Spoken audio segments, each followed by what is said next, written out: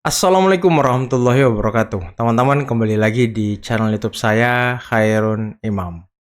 Nah, ini ada video yang sangat menarik untuk kita simak bersama-sama di mana ini merupakan sebuah analisis yang sangat tajam dari Bung Ade Armando terkait dengan drama politik dan langkah-langkah politik yang mungkin bisa dibilang pinggir jurang ya dari Hasto Kristianto demi keluar dari jeratan KPK. Dan yang menjadi pertanyaan, apakah langkah-langkah politik itu termasuk dengan memfitnah Pak Jokowi, menyerang Pak Jokowi, menjadikan Pak Jokowi sebagai kambing hitam, dan apakah ada nama-nama baru yang akan terungkap nanti di dalam kasus Harun Masiku setelah Hasto Kristianto? Nah, itulah yang akan kita dengarkan penjelasannya di video ini. Tapi sebelum kita mulai, jangan lupa teman-teman like, subscribe, dan share. Dan tanpa perlu berlama-lama lagi, mari kita mulai videonya berikut ini.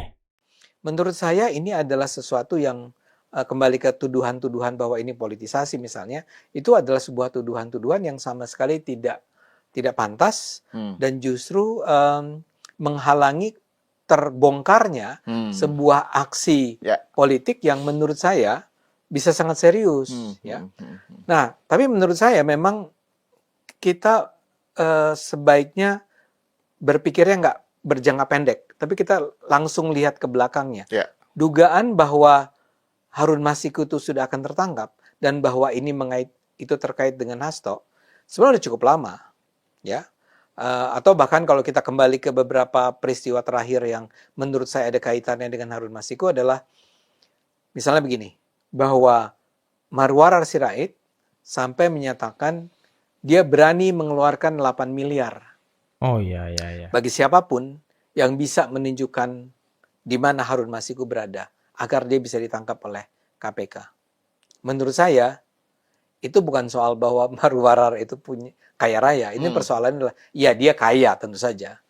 Tapi saya rasa dia mau kasih clue bahwa ini sih kayaknya nggak lama atau lagi. memang ada indikasi bahwa dia sudah teridentifikasi di mana tempatnya.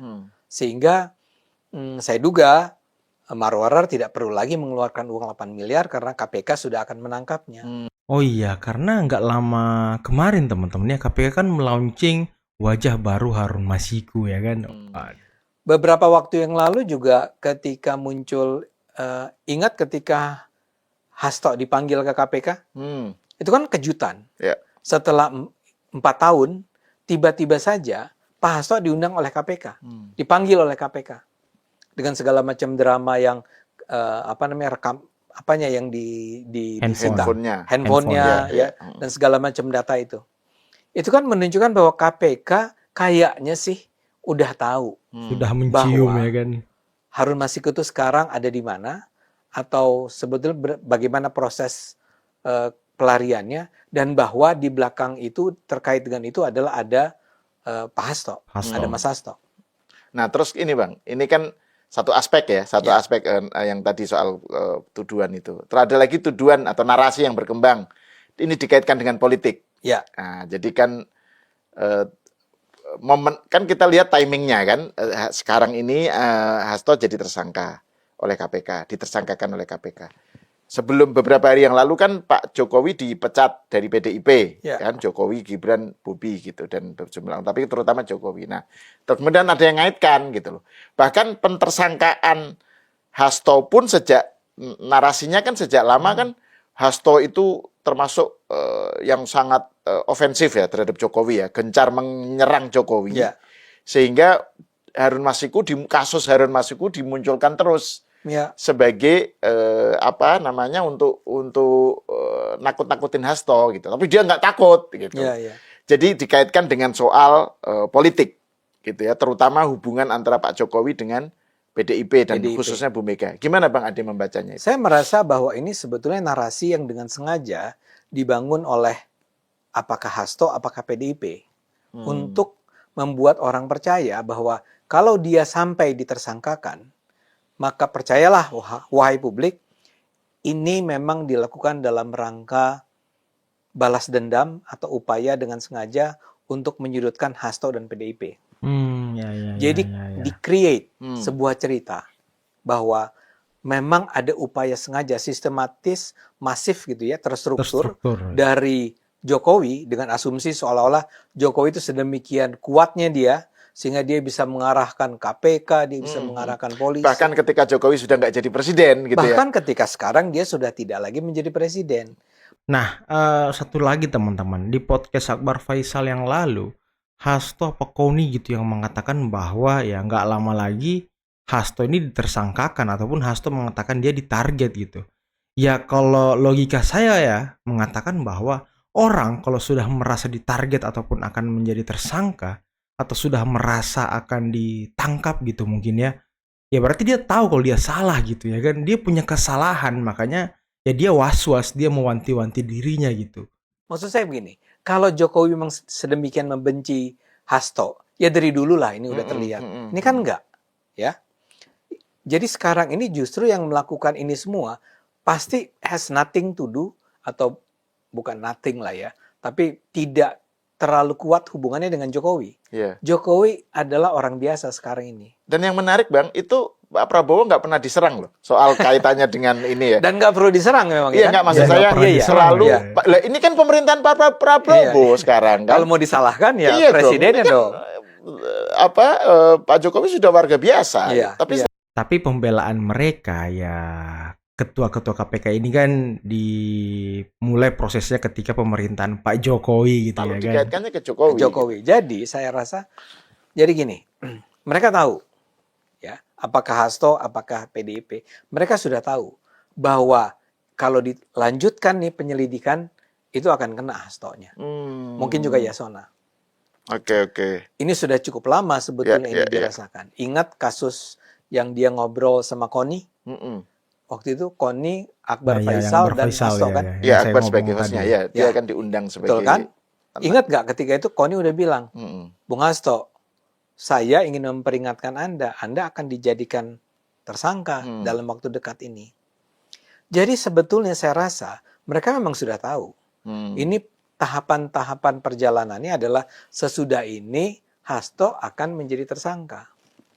Tapi cara mereka berusaha mencegah agar dia tidak ditersangkakan adalah justru dengan cara membangun opini publik. Iya, tampil di podcast. Tampil di podcast, ada yang pakai nangis-nangis, Iya. ya. Nangis. Dan bahkan menurut saya munculnya pernyataan Bu Mega bahwa saya akan turun langsung ke KPK kalau Hasto sampai ditersangkakan adalah semacam statement-statement politik untuk mengancam siapapun yang berani untuk mengganggu PDIP, mengganggu Hasto. Jadi cerita-cerita tadi dengan sengaja ceritanya memang ada. Jadi memang betul bahwa dia akan dijadikan tersangka. Ya. Memang ada langkah-langkah untuk mempelajari di mana keterlibatan Hasto ini. Dan kelihatannya KPK memang sudah punya data semacam itu. Mereka sudah tahu nih, saya duga ya. Ya wajar lah, kita juga sering mendengar hal-hal semacam ini kan. Dikasih tahu, wah kayaknya KPK udah tahu tuh. Kayaknya Bapak kena deh. Nah sekarang harus dibangun sebuah skenario. Supaya ini tidak terjadi, maka dibangunlah sebuah narasi besar. Bahwa ada kebencian nih.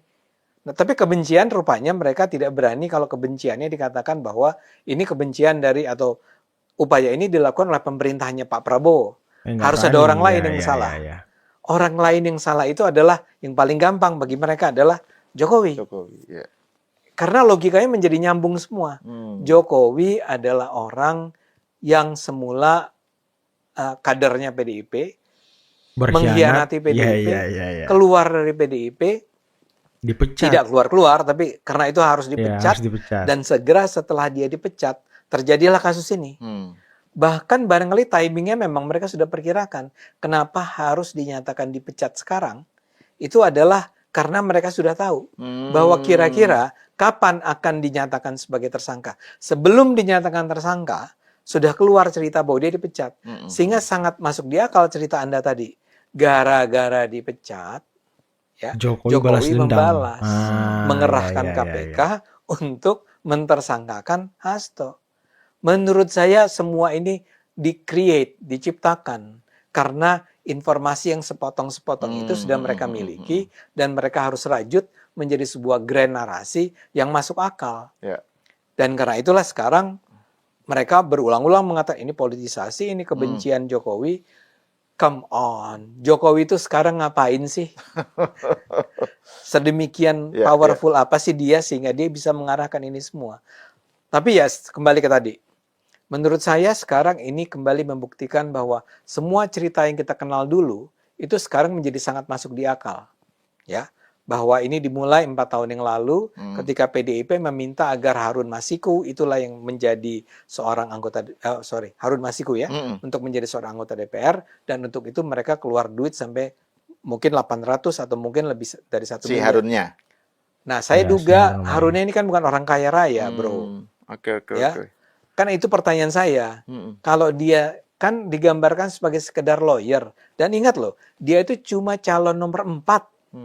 Ya, jadi nomor 5 bahkan.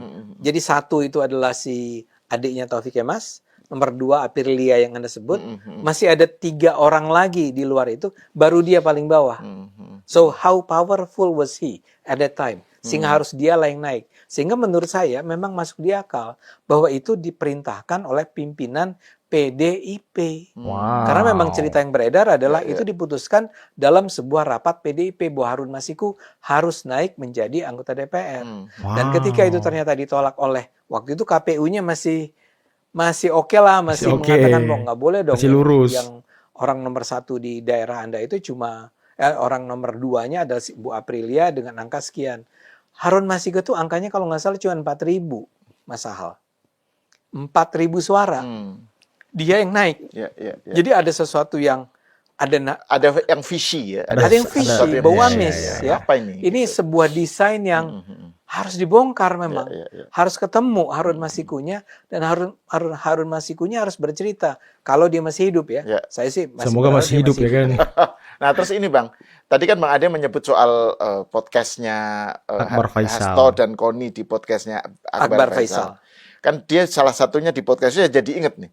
Dia nyebut soal kenapa dia ditarget gitu kan. Itu dia mengatakan bahwa malah dia bilang malah itu dikaitkan dengan soal tesis, kritikan dia terhadap Jokowi di disertasinya. Jadi dalam disertasinya itu dia menyebut Jokowi itu penyalahgunaan kekuasaan gitu ya, pengen mempertahankan kekuasaannya seperti raja lah gitu ya, dengan berbagai cara menggunakan hulu balangnya dan seterusnya gitu. Jadi itu Jokowi marah gitu loh. Jadi Jokowi marah dengan jadi penggambaran Hasto tentang Jokowi di disertasinya itulah yang membuat Jokowi marah ke dia gitu loh. Jadi, gimana Bang Ade melihat? Nah, ini yang harus saya agak heran. Kadang-kadang orang bisa buta matanya melihat Jokowi, ya. Apa sih indikasi bahwa Jokowi dalam 10 tahun loh, bukan 5 tahun, bukan 3 tahun, 10 tahun kepemimpinannya, dia adalah tipe pemimpin otoriter semacam itu. Yang kalau dia dihina, dan ini cuma sebuah disertasi dari sebuah, emang saya di UI, cuman kalau nggak salah sekolahnya sama dengan Bahlil. Nggak tahu saya, kan ini program yang kedua, program dokter yang kedua, atau pokoknya lupa saya, pokoknya dia menyebut soal itu. Kan yang pertama kan tentang Soekarno. Iya, disertasi. Iya kan dia kan 2. Oke. Jadi, saya sama sekali nggak kagum dengan 2 disertasi. Saya mau bilang gini,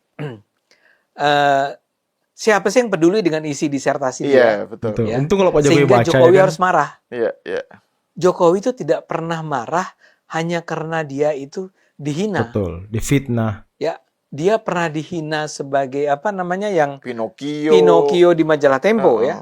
Dia itu pernah dihina oleh mahasiswa BEM UI yang ada penipu atau pembohong dan seterusnya.